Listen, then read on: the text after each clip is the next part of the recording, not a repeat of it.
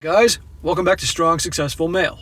So for today, going to go over an article titled Why We Stop Liking a Guy the Second He Returns Interest.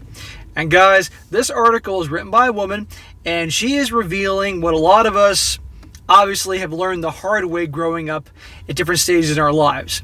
That pretty much the second a girl knows or a woman knows that you are into her, pretty much her interest goes away. And obviously, the more certain she is about your interest in her, the faster it goes.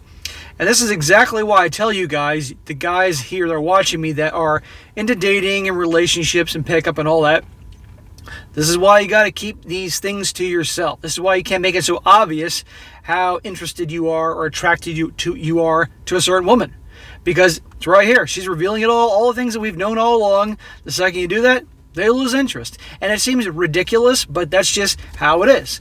This is why I tell you guys that you got to keep your feelings to yourself.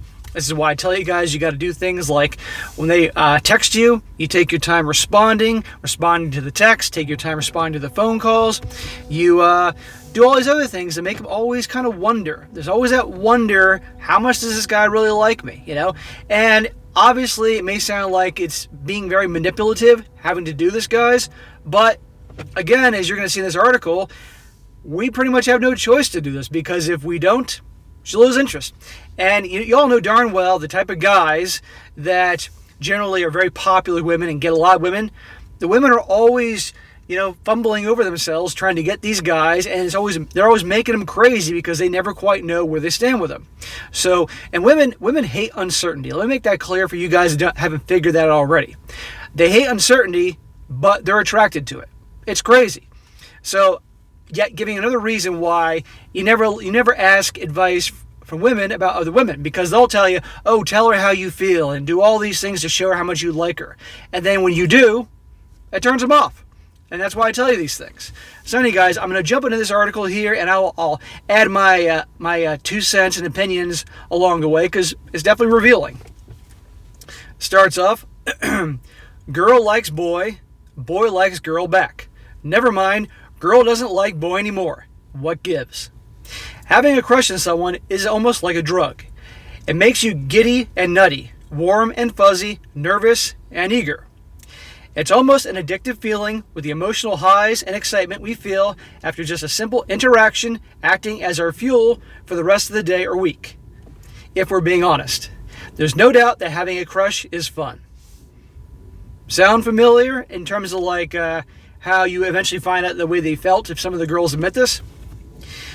We'd imagine the whole point of a crush is to get the object of our affection to like us back and eventually start a relationship, right? Well, oddly enough, it's not always. Have you ever suddenly and inexplicably stopped liking a guy the moment he returned interest? Turns out that's pretty common. Here's why we do that. How many of you guys watching me right now, either recently or at some point in your life, have liked girls? Let me rephrase that. You know they liked you. They know that you were into them. But the second you showed even the littlest interest, boom, not the minute, the second you show it, their interest drops. Like I said, and she's admitting it right here, and she's going to get more in detail. That's why you guys got to, you got to keep it to yourselves. You can't be so obvious about it. Let them always wonder where they stand with you. It's always better that they think they're more into you than you're into them. It always keeps you in the driver's seat. And again, people that are going to label me as being manipulative and all that, she's admitting it right here. This is why a guy has to do this. She says, sometimes it's about the thrill of the chase. We'd be lying if we didn't admit that a huge part of why crushes are so exhilarating is due to the sense of mystery they provide us. We wait with bated breath to know what will happen next. Revel in the details we can decode in his text or body language, and daydream about accidentally bumping into him on the street. It's thrilling to find ourselves in an unpredictable situation, exploring uncharted territory with something new to us.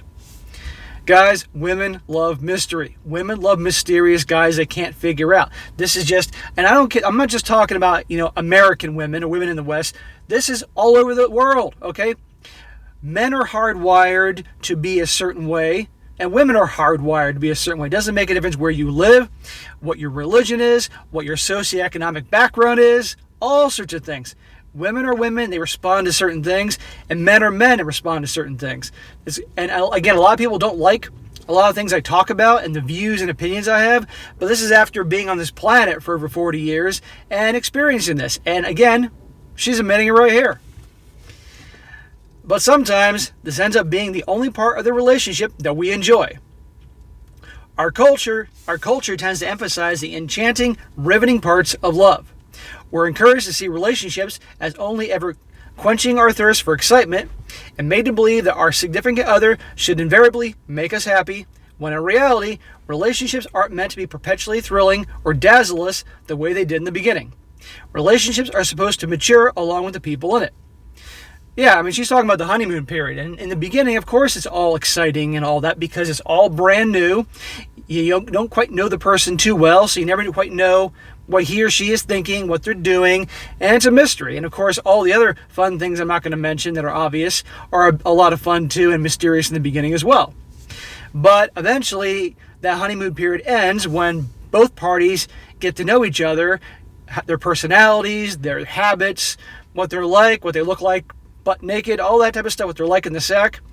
And the mystery starts going away. And it doesn't mean it can't last, at least for a while, but it's not the same in the beginning. And so a lot of people become addicted to that whole beginning thing. So once a girl finds out a guy, he likes her back, then it's like, hey, the fun's over, the mystery's solved, on to the next guy. And of course, as I've told you guys countless times, women love, not just love, but need attention and validation. And obviously some a lot more than others. It's like, a plant needing water and sunlight. And so it's like, okay, I now know he likes me, on to the next guy. And any women that are watching this, whether you like me or not, you can obviously admit there is a lot of truth to this.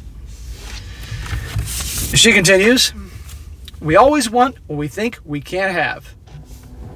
Couldn't have said it better myself. I don't know about you, but every time I try to cut something out of my diet, I crave it, like I never had before. It's an unfortunate side effect of being human to want something with a burning passion when we think we can't have it. And no, not because we're misogynist and actually enjoy not having access to what we really want. Much of the time, part of our crush's appeal is their being just out of our reach. We tend to see the people who are harder to get as being of higher value and more worth our while than someone who's too available to us.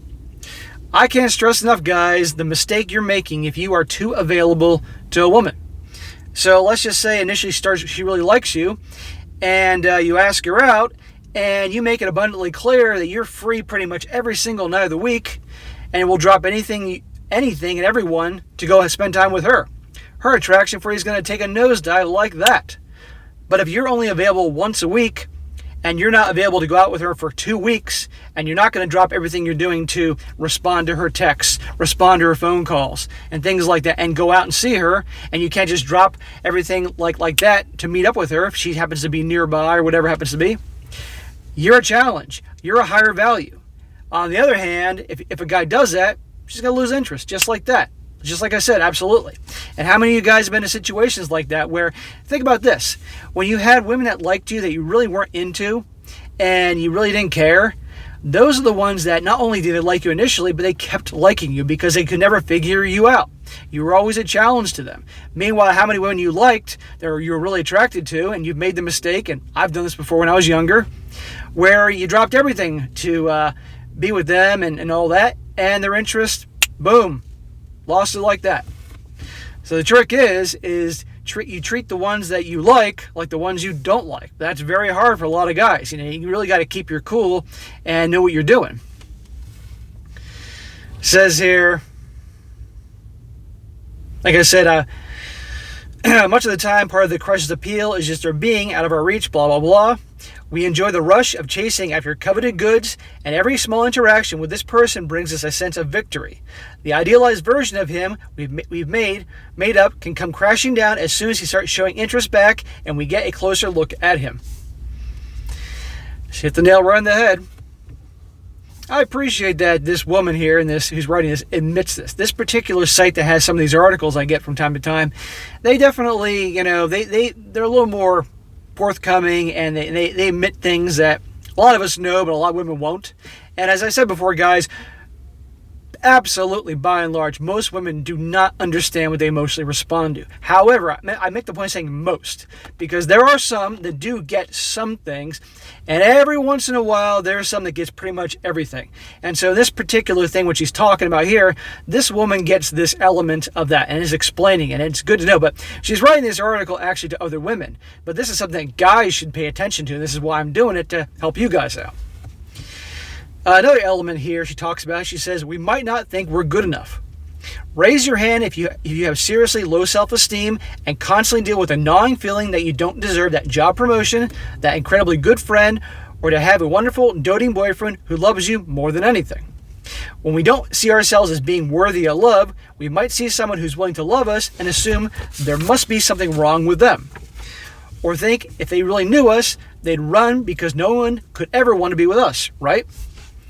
This can lead us to approach our romantic relationships with an avoidant attachment style, pushing away anyone who shows genuine interest and care in an attempt to save ourselves from the heartbreak we still think is inevitable. This is dead on as well. Guys, how many of you, I said before that pretty much there's no woman out there walking around that isn't insecure about something. And surprisingly, some of the most beautiful women are the most insecure women. And is it any surprise that so many of the guys they're involved with sometimes are complete scumbags, right? Because a lot of them think they're not worth anything, so therefore any actually good guy that has his life together and is not doesn't have a criminal record, and I'm exaggerating here, but a lot don't, they're not interested in them because they think that those guys are too good for them. It's not what they're used to, and eventually they're going to realize something's wrong with the girl, and they're going to kick them to the curb and break their heart. So it's easier to go out with the guy that's the bad boy or the scumbag or the guy that has a record because, hey, they're disposable. They know inevitably how that story is going to end. And it sounds insane, but I'd never ever claim that women are sane. Continues, it's possible that we're afraid of commitment. Commitment isn't exactly popular with younger generations. Marriage rates are declining as casual flings and no strings attached agreements are glamorized. Our culture looks at total commitment as a sacrifice of our independence, happiness, and youth. We think of the single lifestyle where we can live only for ourselves as far more fulfilling than giving up some of our freedom to be with someone long term. Does this or does this not sound like the world that we're in right now? And again, guys, I tell you guys, in my opinion, knowing how things are in today's world, 2021, don't get married. And if you're going to do it, at least do it until you're 30 years old when you have a whole lot of life experience, have focused on your purpose, made and saved a lot of money, got a lot of life experience, you've achieved a lot of your goals, traveled the world, become the man you are, matured, all that. Then maybe, if you find a unique unicorn, as they're called, then maybe you can consider getting hitched, if that's what you deeply and truly want, whether it be for religious purposes, traditions, you want children, who the hell knows, okay?